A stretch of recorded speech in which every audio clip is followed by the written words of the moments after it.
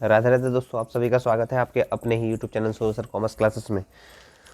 तो कल आप लोग का एग्ज़ाम है अकाउंटेंसी और बीएसटी का।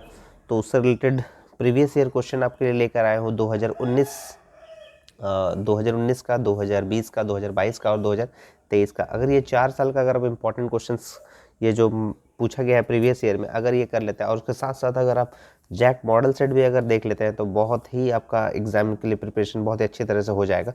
तो चलिए हम लोग वीडियो को शुरू करते हैं। तो पहला आपको अकाउंटेंसी का बता रहे हैं 2019 में जैसा पूछा गया था क्वेश्चंस, तो उस समय आपको 50 मल्टीपल चॉइस क्वेश्चन पूछा गया था। तो चलिए हम लोग शुरू करते हैं। 50 मल्टीपल चॉइस किस तरह का क्वेश्चन पूछा गया था, चलिए एक करके हम लोग देखते हैं। तो सबसे इम्पॉर्टेंट क्वेश्चन पूछा गया था कि who invented the double entry system of book keeping, यानी पुस्तपालन की दोहरी लेखा प्रणाली का आविष्कार किसने किया। तो यहाँ पर ऑप्शन दिया गया है Lucas Pacioli, William Pickles, J R. Batliboi और कार्ल मार्क्स। तो इसका सही आंसर हो जाएगा लुकास पेसियोली। ठीक है, तो सही आंसर क्या हो जाएगा, लुकास पेसियोली, जो है ऑप्शन नंबर 1 में दिया गया है लुकास पेसियोली। ठीक है ना। आगे बढ़ते हैं। क्वेश्चन नंबर 2 में पूछा गया है कि when was the first book on book keeping and accounting published. तो कौन सा साल में यानी पुस्तपालन और लेखांकन की प्रथम पुस्तक कब प्रकाशित हुई थी। तो इसका प्रकाशन हुआ था 1494 यानी 1494 में प्रकाशित हुई थी। ठीक है, ऑप्शन नंबर 1 हो जाएगा, 1494 में प्रकाशित हुआ था। तो उसके बाद तीसरे नंबर का क्वेश्चन में पूछा गया है कि the branch of accounting which ascertains the cost of products manufactured और services rendered in a business is known as. ठीक है, यानी लेखांकन की कौन सी शाखा में व्यवसाय द्वारा उत्पादित वस्तु एवं सेवाओं की उत्पादन लागत ज्ञात की जाती है। ठीक है, उत्पादन लागत ज्ञात की जाती है। बहुत ही इंपॉर्टेंट सवाल है। Ascertain the cost of product manufacture और service rendered in a business is known as, तो कॉस्ट ऑफ प्रोडक्ट। ठीक है, तो यहाँ पर जो है सही आंसर हो जाएगा इसका कॉस्ट अकाउंटिंग यानी लागत लेखांकन। ऑप्शन नंबर 4 हो जाएगा। ऑप्शन में दिया गया financial accounting, management accounting, taxation accounting, cost accounting. Important जितना भी आपको बता रहे सब इंपॉर्टेंट क्वेश्चन है। उम्मीद है इसी से रिपीट करेगा, इससे बाहर एक भी क्वेश्चन नहीं जाएगा। ठीक है, और इंग्लिश कोर का, हिंदी कोर का आपको प्रीवियस ईयर क्वेश्चन बताए थे।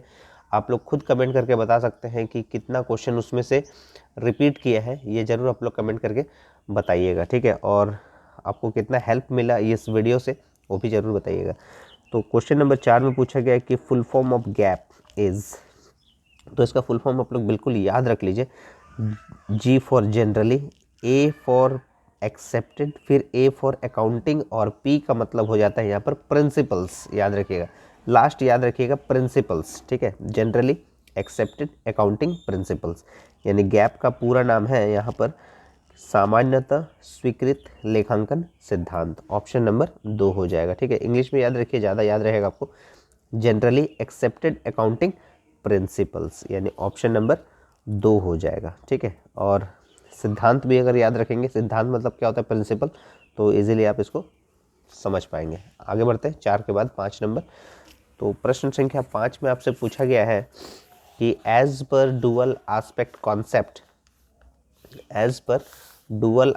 कॉन्सेप्ट, तो एक आपको इक्वेशन दिया गया है कि परचेज इक्वल्स टू सेल होता है, या capital plus liability equals to assets होता है, capital plus assets equals to liability होता है, capital equals to liabilities plus assets होता है। तो देखिए एक फॉर्मूला बस याद रखिएगा कि यानी कैपिटल इक्विटी यानी capital plus liability, capital plus liability equals to क्या होता है, एसेट्स होता है। बस ये याद रखिए आप, capital plus liability equals to assets होता है। बस ये आप इक्वेशन एक याद रखिए, इसे से बहुत सारा क्वेश्चंस बन जाएगा आपका। Capital plus liability equals to assets होता है, तो capital plus liability equals to assets, ये आपका सही ऑप्शन हो जाएगा। ऑप्शन नंबर 2 हो जाएगा, यानी पूंजी प्लस दायित्व बराबर क्या होता है, संपत्ति होता है। ऑप्शन नंबर 2 हो जाएगा। क्वेश्चन नंबर 6 में पूछा गया कि proprietor is treated as creditor of business due to, यानी स्वामी को व्यापार का लेनदार डैश के कारण माना जाता है। ठीक है,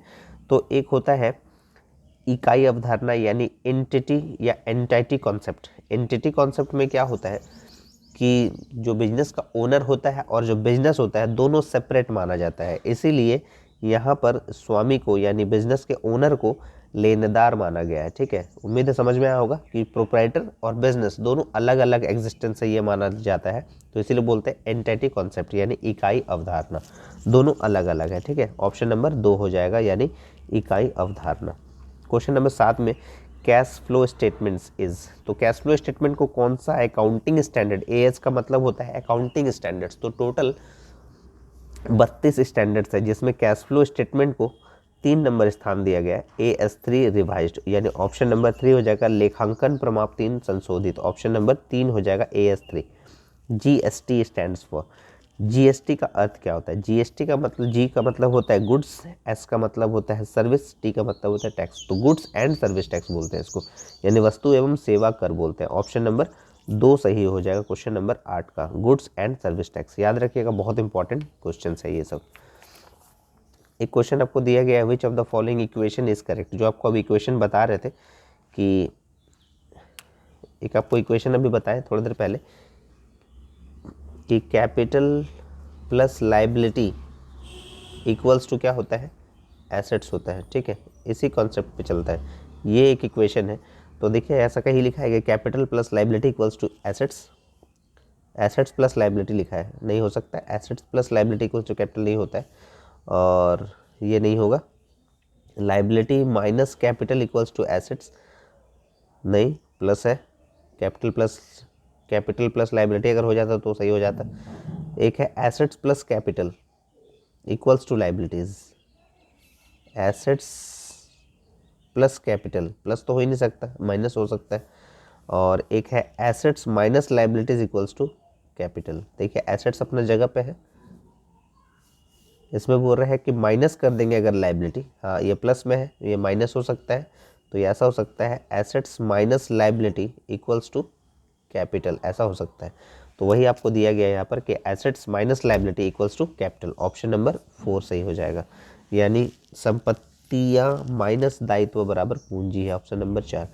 क्वेश्चन नंबर 10 में पूछा गया कि फुल फॉर्म ऑफ IFRS का पूर्ण रूप क्या है, IFRS का मतलब क्या हुआ यहाँ पर, international financial reporting standard, international financial, I का मतलब इंटरनेशनल, एफ का मतलब हो गया फाइनेंशियल, आर का मतलब रिपोर्टिंग, और एस का मतलब हो गया स्टैंडर्ड, तो इंटरनेशनल फाइनेंशियल रिपोर्टिंग स्टैंडर्ड बोला जाता है यहाँ पर, ऑप्शन नंबर 3 हो जाएगा यहाँ पर, international financial reporting standard, option number 3।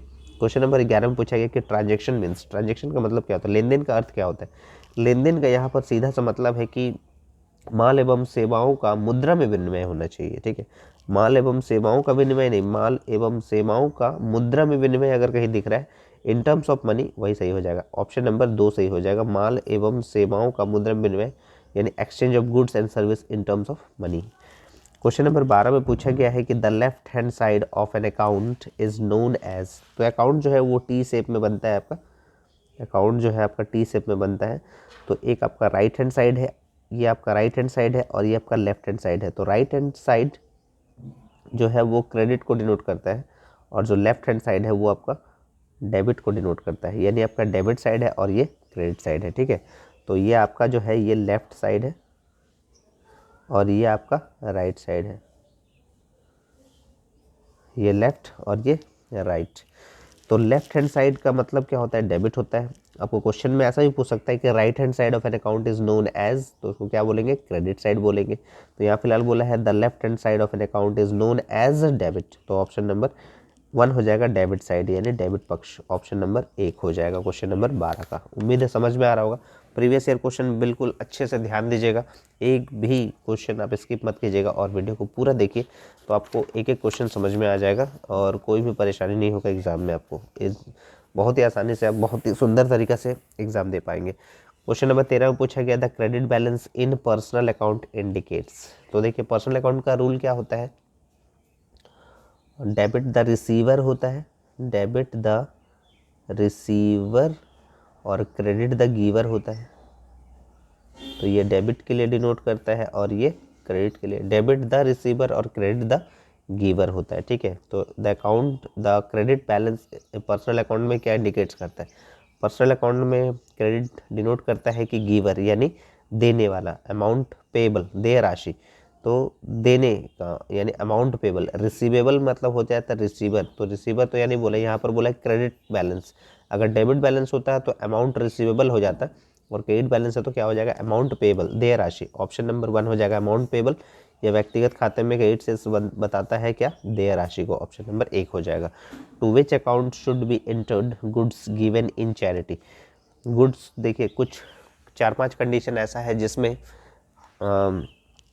Goods अगर आप दान करते हैं या फिर चैरिटी में देते हैं तो उसमें क्या होता है परचेस अकाउंट को क्रेडिट किया जाता है। परचेस अकाउंट हमेशा हम लोग क्या करते थे डेबिट करते थे, लेकिन परचेस अकाउंट इसमें क्या होगा क्रेडिट होगा, क्योंकि यहाँ पर दान के लिए दिया गया माल किस खाते के अंतर्गत आता है। दान के लिए अगर आप दे रहे हैं, ठीक है, तो उसमें चैरिटी में आप दे रहे हैं या डोनेशन के तौर पे दे रहे हैं, या गुड्स अगर मान लीजिए आपका नष्ट हो जाता है या आग से नष्ट हो जाता है या चोरी हो जाता है, तो ये कुछ कंडीशंस है, और या अपना पर्सनल काम के लिए अगर यूज़ करते हैं तो परचेस अकाउंट को उसमें क्रेडिट किया जाता है, ठीक है। तो यहाँ पर बोल रहे हैं कि विच अकाउंट में एंटर्ड गुड्स इन चैरिटी, यानी to which account would be entered goods given in charity, दान के लिए दिया गया माल किस खाते के अंतर्गत आएगा, तो ये आएगा परचेज अकाउंट के अंतर्गत यानी क्रय खाता के अंतर्गत, ऑप्शन नंबर 2 हो जाएगा। 15वें नंबर प्रश्न पूछा गया कि paid carriage charges for carrying furniture, ठीक है, विच अकाउंट इज डेबिटेड, यानी फर्नीचर ढुलाई के लिए भाड़ा दिया, इसके लिए कौन सा खाता डेबिट किया जाएगा, ठीक है। तो पेड कैरेज मतलब खर्चा, फर्नीचर पे खर्चा हुआ है, ठीक है, तो यहाँ हो जाएगा एक फर्नीचर अकाउंट तो नहीं होगा यहाँ पर, पेड कैरेज चार्जेस हुआ है तो कैरेज इनवर्ड अकाउंट को यहाँ पर हम लोग डेबिट करेंगे, ठीक है। तो कैरेज इनवर्ड अकाउंट डेबिट हो जाएगा, ऑप्शन नंबर 1 हो जाएगा, कैरेज इनवर्ड खाता को डेबिट किया जाएगा, ऑप्शन नंबर 1 हो जाएगा।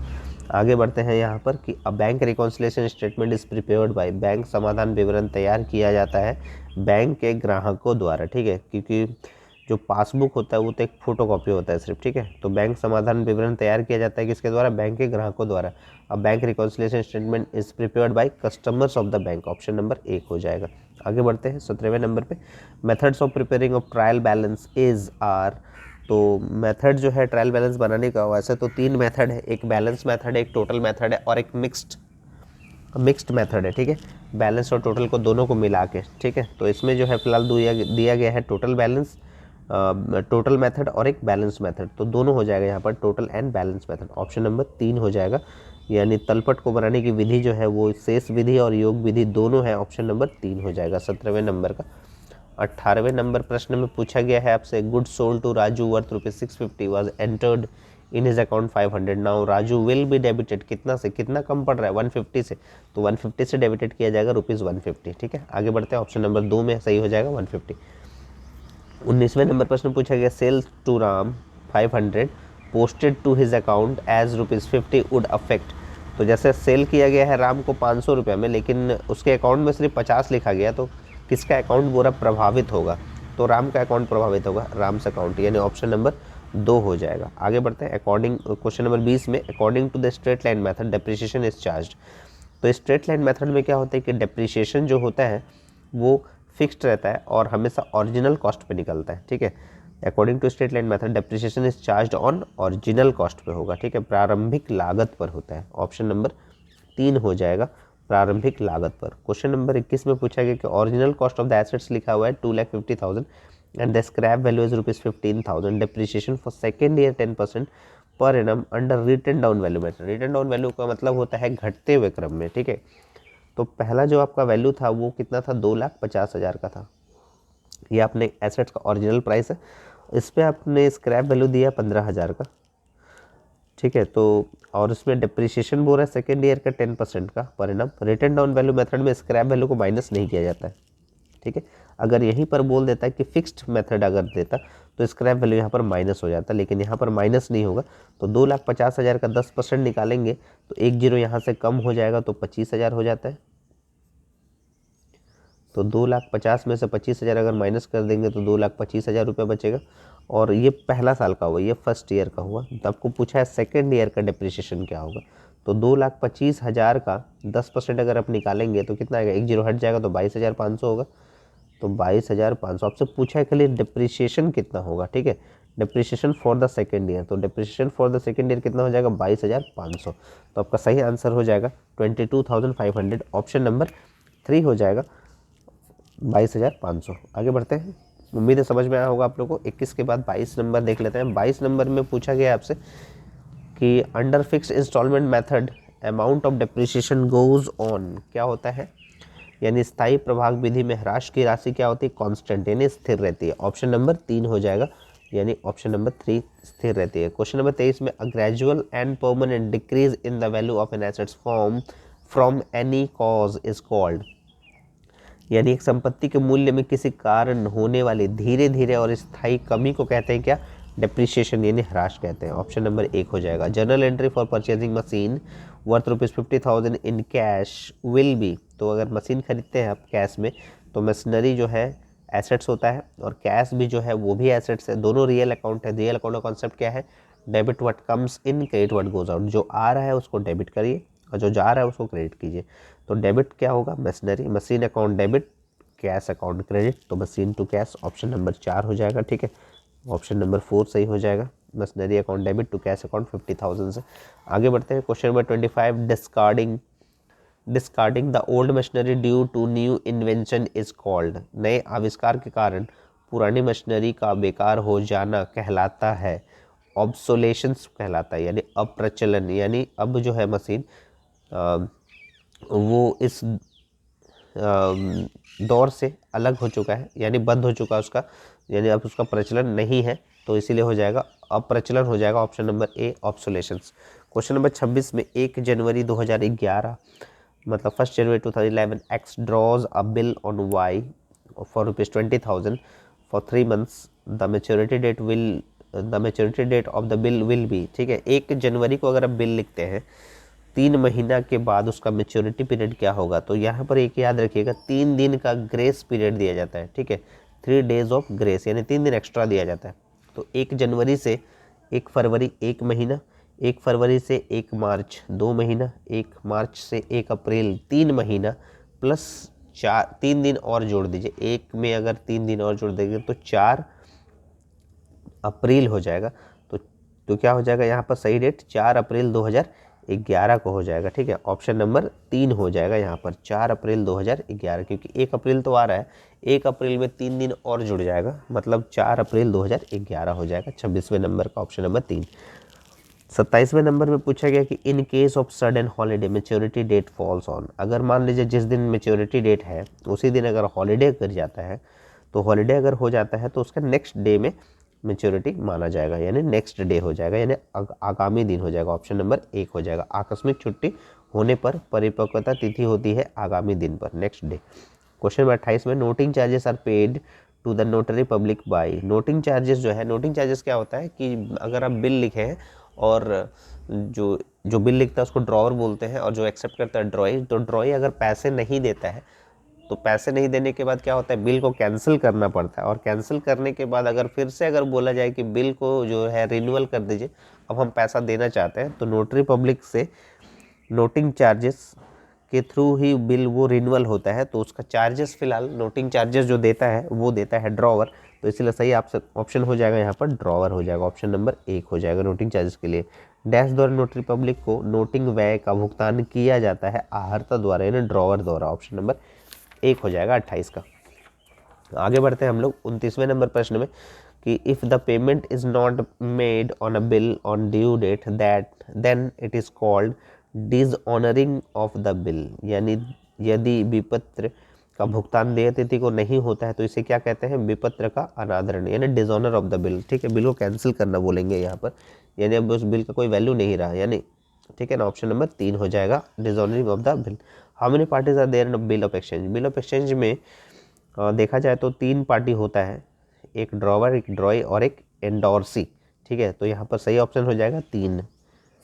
आगे बढ़ते हैं, ग्रॉस प्रॉफिट, ग्रॉस प्रॉफिट का फॉर्मूला होता है sales minus cost of good sold, gross profit का यहाँ पर फॉर्मूला होता है sales minus cost of good sold को कभी कभी वो लोग, जैसे ग्रॉस प्रॉफिट का जो फॉर्मूला होता है ये सेल्स नहीं अगर लिखता है तो इसके बदले में एक चीज़ लिख सकता है, रेवेन्यू फ्रॉम ऑपरेशन भी लिखता है, ठीक है, revenue from operation, revenue from operation minus cost of revenue from operation. ठीक है, तो ये सेल्स के बदले में बोलते हैं रेवेन्यू फ्रॉम ऑपरेशन और कॉस्ट ऑफ गुड्स सोल्ड के बदले में बोलते हैं cost of revenue from operation. ऐसा भी ऑप्शन दे सकता है। ठीक है, ग्रॉस प्रॉफिट का फॉर्मूला हो जाएगा sales minus cost of goods sold, जो यहाँ लिखा हुआ है ऑप्शन नंबर 2 में। यानी सकल लाभ का मतलब हो गया यहाँ पर विक्रय माइनस, यानी विक्रय माइनस विक्रय लागत, ऑप्शन नंबर 2 हो जाएगा। 32वें नंबर प्रश्न पूछा गया कि preliminary expenses, discount on issue of share etcetera are example of, यानी प्रारंभिक व्यय, अंशों के निर्गमन पर वट्टा आदि उदाहरण है किसका, फिक्टिशियस एसेट्स का, यानी कृत्रिम संपत्तियों का, जिसको हम लोग बैलेंस शीट में नहीं दिखाते हैं, उसको रिटर्न ऑफ कर देते हैं। ऑप्शन नंबर 3 हो जाएगा कृत्रिम संपत्तियों का, यानी फिक्टिशियस एसेट्स का, ऑप्शन नंबर 3 हो जाएगा 32 का। 33वें नंबर प्रश्न पूछा गया कि एडजस्टेड परचेज का फॉर्मूला क्या होता है। एडजस्टेड परचेज का मतलब होता है नेट परचेज, यानी purchase plus opening stock minus closing stock होता है। ठीक है, यानी purchase plus opening stock minus closing stock होता है। ऑप्शन नंबर 1 हो जाएगा समायोजित क्रय यानी शुद्ध क्रय प्लस प्रारंभिक रहतिया माइनस अंतिम रहतिया, ऑप्शन नंबर 1। 34वें नंबर प्रश्न पूछा गया कि cost of packaging is charge to, तो कॉस्ट ऑफ पैकेजिंग यानी पैकिंग की लागत को प्रारंभिक प्रभावित किया जाता है। पैकिंग जो है इनडायरेक्ट एक्सपेंसेस माना जाता है और सभी इनडायरेक्ट एक्सपेंसेस को हम लोग कहाँ लिखते हैं, प्रॉफिट एंड लॉस अकाउंट में, और सारे डायरेक्ट एक्सपेंसेस को हम लोग कहाँ लिखते हैं, ट्रेडिंग अकाउंट में। ठीक है, तो आगे बढ़ते हैं हम लोग। तो इसका सही आंसर क्या हो जाएगा, प्रॉफिट एंड लॉस अकाउंट यानी लाभ हानि खाते में, ऑप्शन नंबर 4।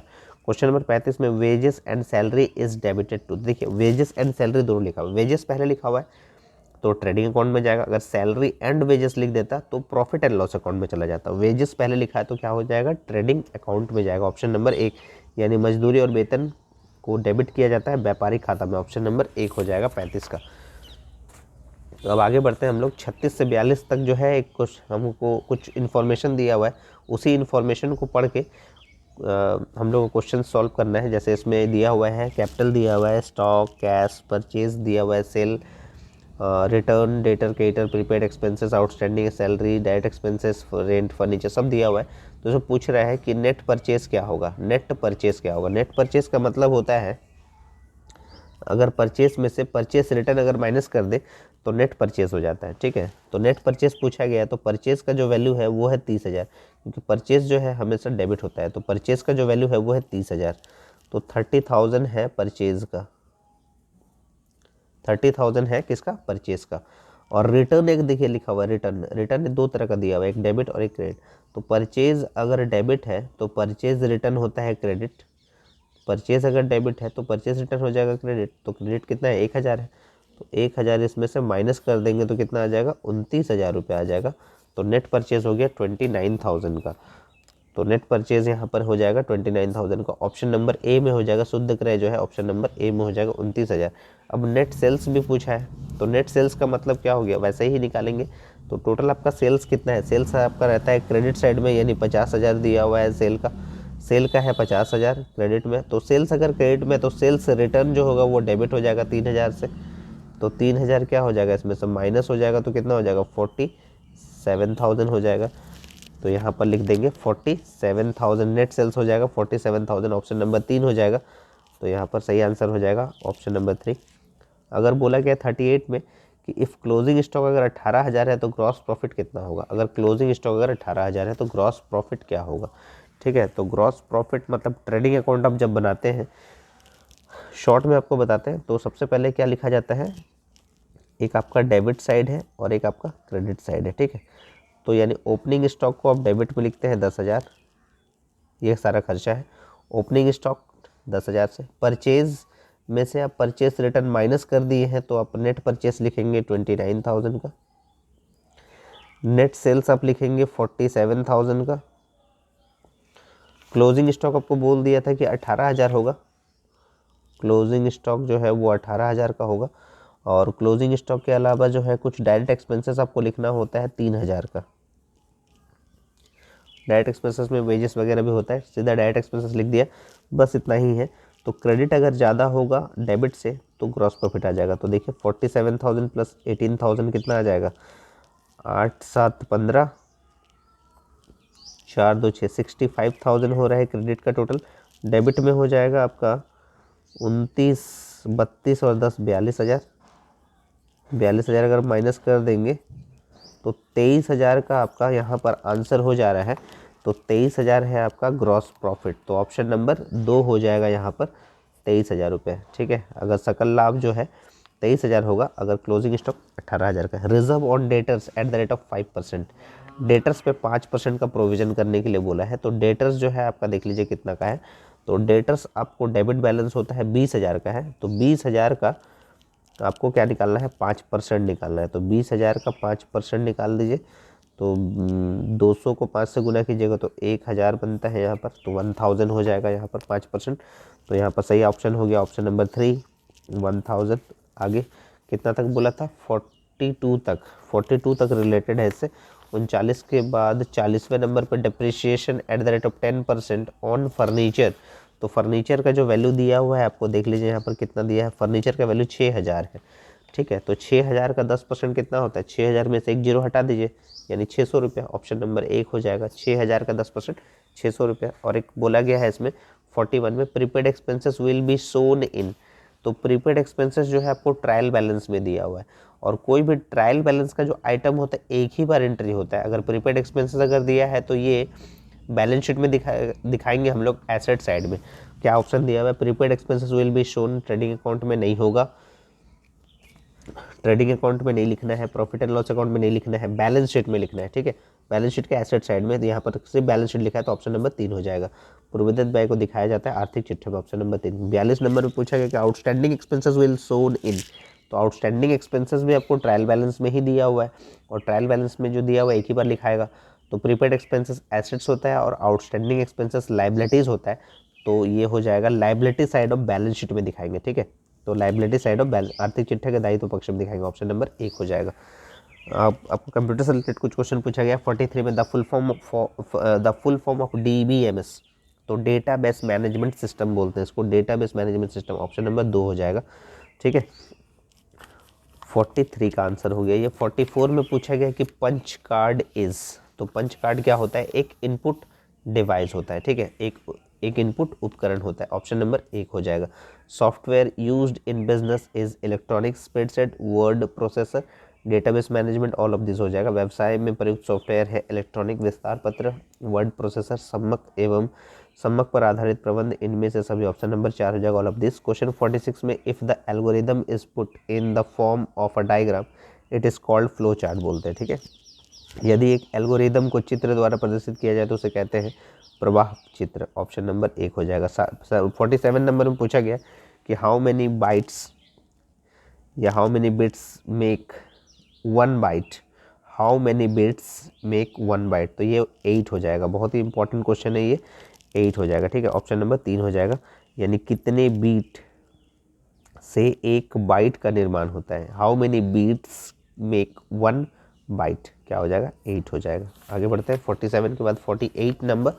48 नंबर में पूछा गया है कि which is an input device. तो इनपुट डिवाइस क्या होता है, वो होता है कीबोर्ड। कीबोर्ड में हम कोई भी चीज़ टाइप करते हैं तो वो मॉनिटर में दिखता है। ठीक है, तो वो उसको क्या बोलते हैं, इनपुट डिवाइस बोलते हैं उसको। ठीक है, तो अगर आप कुछ इनपुट देंगे तो अब जाके आपको आउटपुट मिलेगा उससे। ठीक है, तो कीबोर्ड को हम लोग क्या बोलते हैं, इनपुट डिवाइस। ऑप्शन नंबर 3 हो जाएगा, यानी कीबोर्ड। क्वेश्चन नंबर 49 में, the software that prepares wages and salaries seat of thousands of employees accurately and quickly is, उसको क्या बोलते हैं हम लोग, पेरोल अकाउंटिंग बोलते हैं। ठीक है, हजारों कर्मचारियों की मजदूरी और वेतन प्रपत्र शुद्धता तथा शीघ्रता से तैयार करने वाला सॉफ्टवेयर है, वो क्या है, वेतन लेखांकन। ऑप्शन नंबर 4 पेरोल बोलते हैं, पेरोल अकाउंटिंग बोलते हैं। टैली इज, टैली क्या है, टैली जो है वो अकाउंटिंग सॉफ्टवेयर है। ठीक है, तो यानी लेखांकन सॉफ्टवेयर होता है। ऑप्शन नंबर 1 हो जाएगा। तो ये 50 क्वेश्चन था आपका, 2019 में पूछा गया था प्रीवियस ईयर क्वेश्चन में। तो ये उम्मीद है आप लोग के लिए बहुत ही इंपॉर्टेंट होने वाला है जो आप कल एग्ज़ाम देंगे इसका।